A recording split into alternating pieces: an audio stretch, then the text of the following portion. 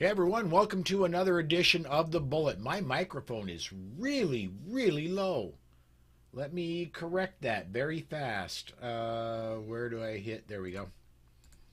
Something I should have done better in pre-show, but didn't get it done. So let me hit that. That looks a lot better. Everyone, welcome to another edition of The Bullet. My name is Paul Lathrop. I'm the Deputy Director of New Media for the Second Amendment Foundation. Joining me today for the third Wednesday in a row, Amanda Suffecool of Eye on the Target Radio. Amanda, quite often I'll have to start today off, the broadcast off was today with a bit of a slow news day. That is not the case for today. I was looking at that. Man, it's crazy. All kinds of things go on, and we will not get to all of them, so I'm saving over half the stories for later in the week. But I want to get started with, as we do go live here, I want to get started with, if you're catching us on the Polite Society podcast feed, on either YouTube or Facebook, you can comment on that feed. We'll get your comments on the air.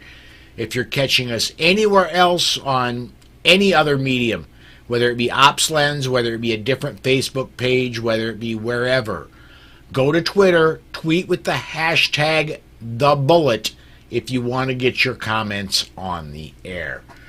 Amanda, to get started with today, looks like Mike DeWine just won re-election a week ago, and he won it by a healthy margin. And right. At least the folks over at Bearing Arms, specifically Cam Edwards, are saying he's starting a push now for gun control. From a couple of different stories I found about this, the bill that is up now in the lame duck session in Ohio, the substitute bill adds a sixth disability to state laws preventing people from buying guns. Existing prohibitions are fugitives from justice, felons, those who committed juvenile crimes that would be adult felonies, drug addicts, and alcoholics. Alcoholics is a new one to me. Most of the rest of the nation doesn't have that. And the bill adds people who go before a behavioral risk assessment team and have been determined to be a suicidal or homicidal risk. Does that mean everybody's going to have to go before this board before they buy a gun in Ohio? I was reading that, and it's like, okay, so where is that? Is that different than? So is there a board that we have to go in front of to say, look, I'm perfectly sane? And if that's the case, wowza. Have you seen Rob Campbell's Facebook page? Great. No, I have not yet today. Oh, well, just in general, the more you know. Oh, yeah. And so is it that, or is it the adjudicated a mental defective? And so it's just a repeat of something that's already out there. I don't know. The interesting part is that this is being pushed by Senator Matt Dolan, Ohio Senator Matt Dolan, who is term limited out, lame ducked. Mm-hmm. He was in that major push to run for U.S. Senate. He was one of the seven that was running in J.D. Vance and Tim Ryan and that whole mess. And So in northeastern Ohio, he did well, but his family also owns the Cleveland Indians that went woke and are now the Cleveland Guardians. And word on the street is that Matt Dolan wants to take on Sherrod Brown and go after the Senate seat again in 2 years. So this is not going to help him in a Second Amendment world. It's not going to help him when you look at the election numbers that Ohio pulled in. I mean, Ohio went just across the state red, and so I don't know. I have no idea what he's thinking. Or if he's thinking. Yeah, there is that. And that's kind of what I thought myself was, across the country, if you've been adjudicated mentally defective, If you've got a mental issue all the way across the country, you're currently prohibited from purchasing firearms. Yeah, that whole thing against your will. If you've been I don't want to say incarcerated because that's not really the word, but you've been contained, restrained, whatever, against your will, and gone through the court process, then you can't. So what is this different unless it is the threat of suicide? And then how do you do that? So is that he's just tossing in a red flag threat kind of thing? I actually don't know. I read this article and I reached out to him and I was like, I'd like to sit down and talk to you about this. So we'll see what happens and if he reaches back. Yeah, it's unfortunate because state by state, the trend, with the exception of Oregon and a few others, the state by state trend has been going towards freedom, and this is not that. Right, and this is and I would think that Bruin will push this back anyhow. You know, so there's pieces of it that when it gets to that, then it can be fought against, and it's like, well, I don't know what you're thinking, dude. I don't know what you're thinking. Yeah. Next story I got is off Spectrum Local News. This is a Buffalo website. Right. Last year, 5.4 million people bought a gun for the first time, according to a report by NSSF. While it was a decrease from 2020, there may be a new shift happening among the diversity of gun owners.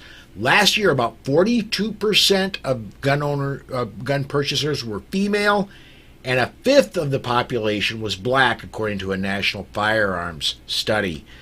This is, again, just a continuation of a trend that I've noticed since I've been doing podcasting, 10 plus, almost 11 years now.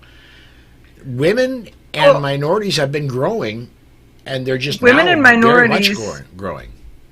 Right. So women and minorities, but I question some of their data. Not the data, but look at the data and then look at the data. So they're saying that of the 42% of females, then 25%, then 20% of that is African American. Correct? Yes, so that's what the way is the the story overall reads, yes. So what's the overall population of African American women versus everybody else? Every other flavor, every other color, every other creed, right? I believe that African Americans are like 22% of the US population. So instead, this story should say gun ownership is increasing in amongst women across all races, creeds, denominations, and flavors. That's really what I think that their data says, but that doesn't spin it for the Buffalo crowd. Yeah. One thing I do like, and this is a solid number, 42% of new purchasers were female. I like that number. I'd actually like to see that above 50%. We'll see. Well, then once again, so above 50% would just mean that we're making up time. Yep. Because otherwise, it really is what's the female population to the male population? I think females are like what 51%. 51. Yep. Yeah, if of the my total. memory serves, yes. Yeah, I think that's the number. My husband says it's because because men die sooner because they want to. That's no. Men die sooner because they do stupid things when they're young, and sometimes when they're not so young. He was doing the "we've been married for 38 years" conversation, but you know what I mean. So, but it's that. But so I mean, it would be nice to see that it's just people seeing a need and defending themselves. People. Yeah. All of us, all of them. That'd be fabulous. Absolutely, it would be. Getting some check-ins. I'm not going to put them on the screen, but getting check-ins from YouTube, including a Daily Gun Show, which is a new commenter. I've never seen that person up before. So, welcome. Thanks for joining us. Next one. This one came off of Liberty Park Press, which Liberty Park Press, for those of you who aren't really familiar, is just an extension of SAF. This is by Lee Williams. He's the investigative journalism project head of SAF. Turns out when Joe Biden's hyper-partisan Justice Department announced they were going to be sending federal poll watchers to Florida, Governor Ron DeSantis pushed back. DeSantis and state election officials pointed to a Florida statute that lists the people who are permitted inside a polling place on Election Day, and the feds didn't make the list. Turns out the Biden's DOJ wanted to really up the numbers from 2 years ago. 2 years ago. I'm going to call him the DOG from now on. Biden's little guard dogs. There you go. 2 years ago, 44 jurisdictions got staffers. This year they wanted 64 jurisdictions in 24 states.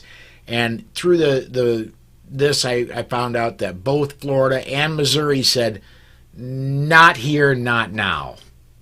Thanks and no thanks, right? And so some of the other places allowed it in cities more so than other locations. But it really sent people on alert, because they're really struggling with the whole Republicans versus Democrats. And so to have the pale blue hats come in and watch. Oh, wait, they're not the UN, but you know what I mean. Might as well be. It's real close to that. Right. And so I'm glad that there's some states who stood up, because I believe that means that next time other states and other governors who will be looking at it going, okay, I do have an option. And even though it is the federal government, because I think in a lot of cases they don't think about the options that they may have. They're just like, oh, well, I'm from the government, I'm here to help, so we'll take it. And we know that sometimes it's help and sometimes it's not. But I think the most interesting thing about that story is you send me the story the same time that the League of Women Voters sends me rabble-rousing, rah, rah, get up, get off your sofa, get angry type of an email, because they're saying that Ohio is trying to toughen their voter laws. And because they toughen the voter laws, one of them is that Ohio passed some legislation in amongst this, because Ohio is the benchmark for voter integrity and for election integrity. Well, and let's step back a bit. They didn't used to be. No, Judicial Watch kicked their behinds around the block, and so then the then Secretary of State made some modifications, and then when Frank LaRose came in, he made additional modifications. And he was in the military. I think he was an Army Ranger. He was something. He was one of those, and he was like, my responsibility to America didn't stop when I got out of the service, and he's done a fabulous job with Ohio. So part of that is he was behind a bill to nip in the bud any of the cities who wanted to allow illegals to vote.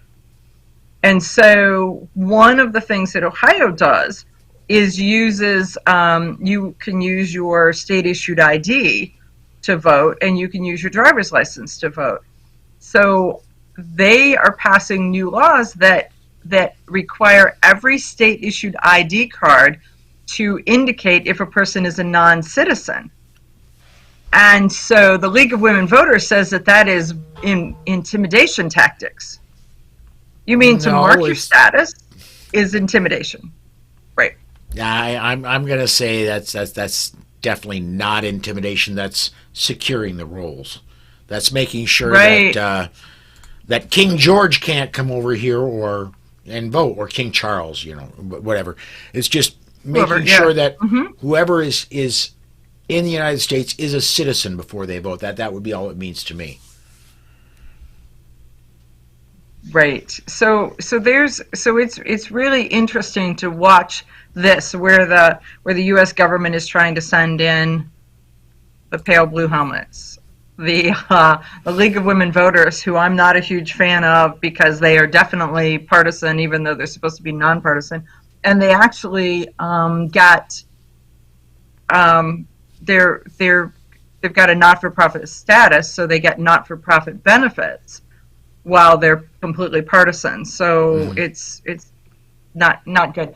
But so it's funny to watch us look at this, watch the patriots look at things, and though we're looking at them from a Second Amendment standpoint, sometimes the Second Amendment is the wall with the firearms that defend the other aspects of the Constitution, and I really kind of like that. Yeah, absolutely. Let me see. Yeah, we're good on comments. Next story. This comes off WAPT.com. This one out of Missouri, and Hmm. I'm loving this story. Uh, Governor Reeves releases a 2024 executive budget recommendation that includes he wants money to arm teachers. Now, of course, that would be teachers that want to participate, not Hmm. all teachers, but $500 per per teacher for training in in Mississippi. Another area No, where we're winning, at least in the middle of the country, we're getting areas where the legislatures and the governor are opening themselves to let's stop these things before they get going. correct. I read that. I read that differently. That the $500 was a monthly stipend to teachers who choose to be armed, to benefit them, to encourage them. Did I? And maybe I read that wrong, but I was like, "Who go Mississippi?" So, it could be that I picked that up completely wrong. But when you look at the fact that once again, I moved this story up because I'm gonna tout Ohio. Faster Saves Lives. Look it up, folks. Mm-hmm. FasterSavesLives.org is an organization that has been active in Ohio for 11 years now, and they have taught other states. So I know Arizona is doing Faster Arizona, Colorado has done Faster Colorado. They have had students come in from all different states to learn this, to take it back to their states. But Faster is the model for arming school teachers, administrators, lunch ladies, bus drivers, whoever, janitors, whoever Yeah, in the school that want to be that first line of defense. And they've got a lot of data, they've got a lot of statistics, they've got a lot of stories and facts. And the other interesting thing is they also teach a pretty intensive stop the bleed class, because when you look at it, the second thing that the root cause of the student dying is that they're shot, but the secondary root cause is that over time they bleed out and help doesn't come fast enough. And so they do a huge stop the bleed program, and as part of it. So if you're inside the school, you're as part of the lockdown, even if you don't want to have a gun, you don't want to be armed, you can say, I'll take the extensive stop the bleed portion because I want to be one of those first responders. And there's bills and money in the legislature right now that say that they can be spent on hardening the schools and doing things, but that it cannot be used to arm the teachers. So if that money can go in and offset some of this cost, that means that other organizations and other things can pick up a small slice of the tab where the arming portion comes in, and they can accomplish way more.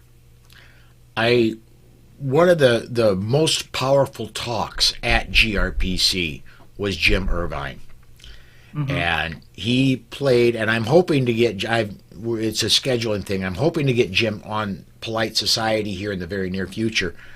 But he played a 911 call of a school where a child had been shot and he's bleeding out while the person is on the phone.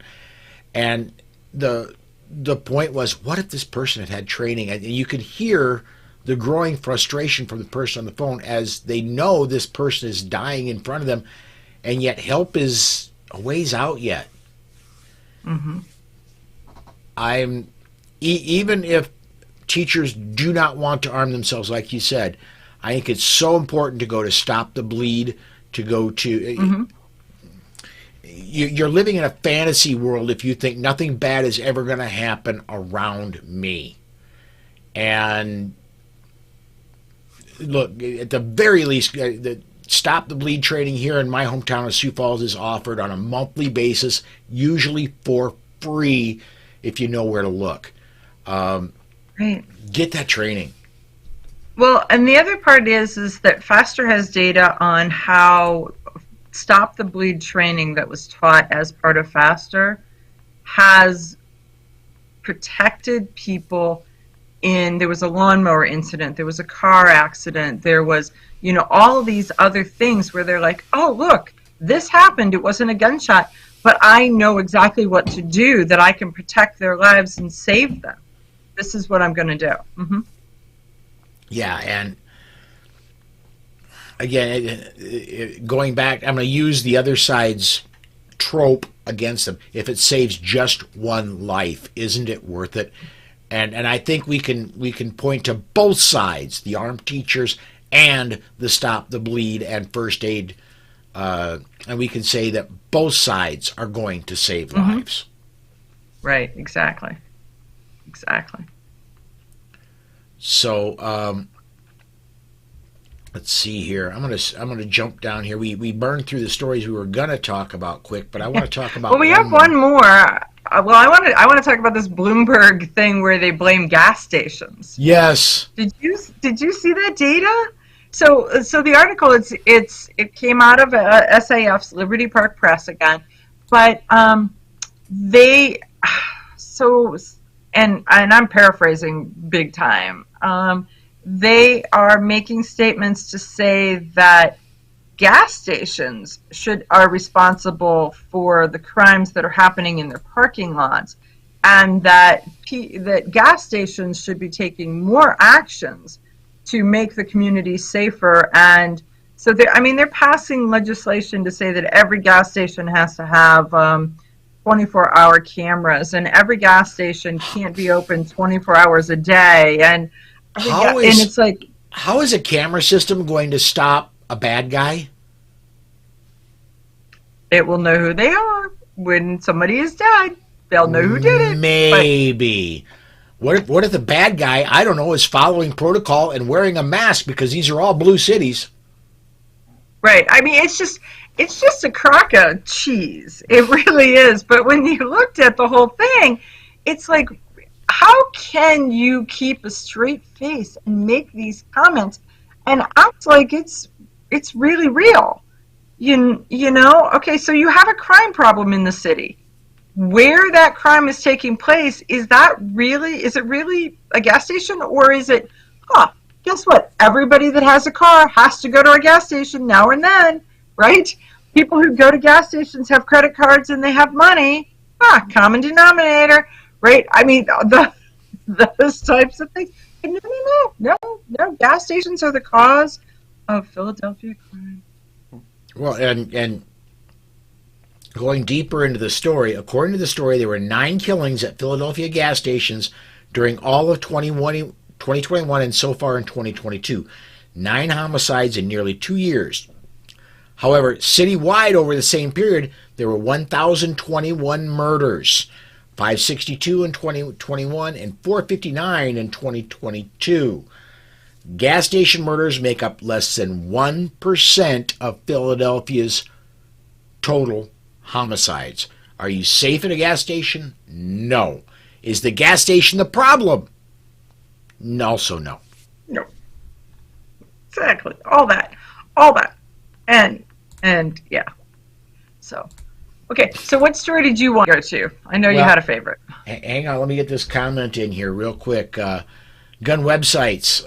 This is great news. I always felt like gas stations cause traffic accidents. If they discriminated on who they sell gas to, we wouldn't have car accidents and we would have safe streets. There's the truth. I mean, it really is. If you could, I mean, you could extrapolate this in so many different ways, and it's just unbelievable that they can draw this and speak it out loud like it's gospel. And the other story I wanted to touch on today, and this, believe it or not, is a win. A federal judge in Texas rules that disarming those who are under protective orders violates their constitutional rights. This is another extension of the Bruin case and another fallout from the Bruin case.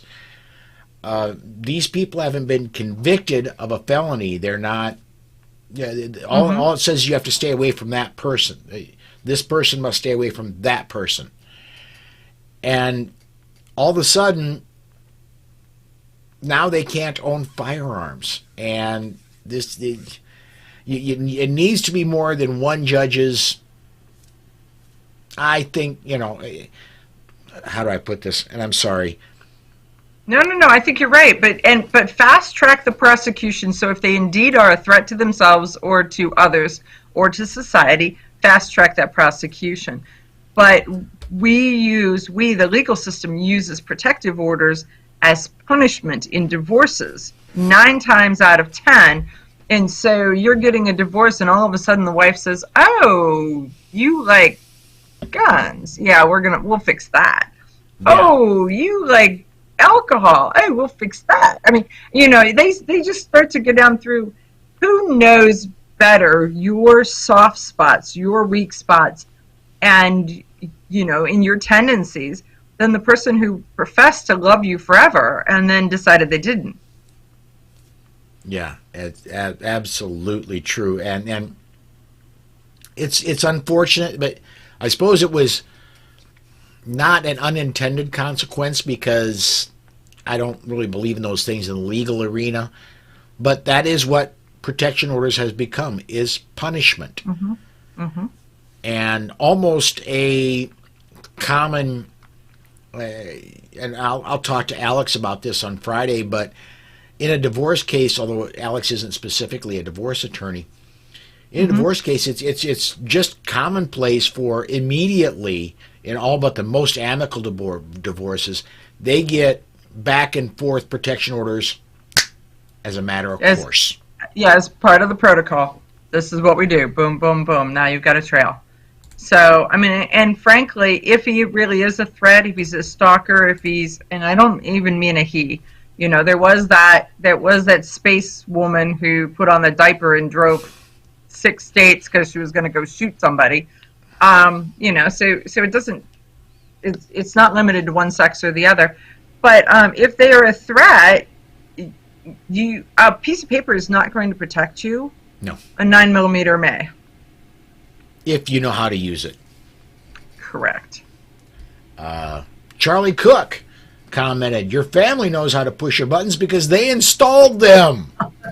Exactly. He is not wrong, right? Yeah, or they've shined them up because they know exactly which ones are like, let's watch this go. What's this? Yeah. We are coming down to the bottom of the hour. Amanda, go ahead, if you would please tell everybody about Eye on the Target Radio and plug anything else you'd like. Okay, yeah, so I am the host of Eye on the Target Radio, and I'm the only nationally syndicated female 2A radio host in the nation that's on a national radio level. Dana Lash she'd had that title for years, and then she'd moved to, her show is now much more political than Second Amendment, so she shifted over, and I've got the spot. The other thing I want to say is that I am running for the board of directors for the NRA. And so if you are a life member or you have been a member for 5 years consecutively up to this point, you will, in your February edition of one of the NRA magazines, receive a ballot. I ask you, please take a look at it, read over the bios, and if you would, select me. And there is such a thing as bullet voting. It's very apropos that we're on the bullet when we talk about this. But the board has 25 members that will be elected, And so you can vote for up to 25, but I ask that you pick, one, two, just a few, and it gives more meaning to those votes because you're not lifting up people who you're like, yeah, okay, maybe, and you lift them up and they are direct competition. So Yeah. it's called bullet voting, so that you're specifically voting for one or two people, and it gives it a little more heft. One other person that is a friend of both of ours, as a matter of fact, we went to go help him out this past July, is also on the ballot for NRA, and that's Rick Hector out of Detroit. Correct. Yeah, so legally armed in Detroit. That's why I say read the bios, and there's names and there's people that are doing really good things. Identify who those are, and go from there. Yeah. Yeah, absolutely. George commented, NRA life member for 45 years. You're getting your money's worth out of that membership, man. Telling you. Yeah, so I bet you when George Geller joined the NRA and got his membership, his member number wasn't a number. His member number was letters. It was a series of letters first and then a couple numbers. And so as is, because Rob has had a NRA membership, so I think 44, 45 years, somewhere right in there. And his member number started with a C. And one year we stopped at the NRA table as we were coming into the NRA annual meeting, and they wanted, they want your number so that they can check you in. And he gave his number, and the guy says, that's not a number. And the other guy's like, oh yeah, that's a number, but that's a really old number. So George, I think yours is probably that also. Pulling out a weak Star Trek reference. It's an old number, but it checks out. Let me, one more, and the other Michael DeWine just checked in on Facebook, said, just got here. Amanda Suffecool, did you already talk about Matt Dillon's feeble, unconstitutional bill on the State House floor today? We opened with that, Mike. We opened with that, and one of my statements is that I sent an email to Matt. So Matt Dolan, who is currently an Ohio senator, and probably is going to be a candidate for the next U.S. Senate race that happens in 2 years. And so I'm like, this is not going to help you, dude. Not going to help you at all. Yeah. Last comment, and we got to get out of here. We're over time already. But George says, Wayne LaPierre was not in the picture when I joined. Wayne's only been around about 30 years. So. Yeah. Exactly. All right. Well, Amanda, thank you very much. For listeners and viewers, please do come join me. If you're a listener to the podcast, please consider come joining us live, getting your comments in as well. We'll be live tomorrow at 5 p.m. when Mike Piwowarski will be my commentator. And Friday, Alex Uli will be back here for Legal Friday. As well as I do not have we have a full booked staff for the Saturday Week in Review show. So please keep coming in and checking in with us. That's going to do it for us today.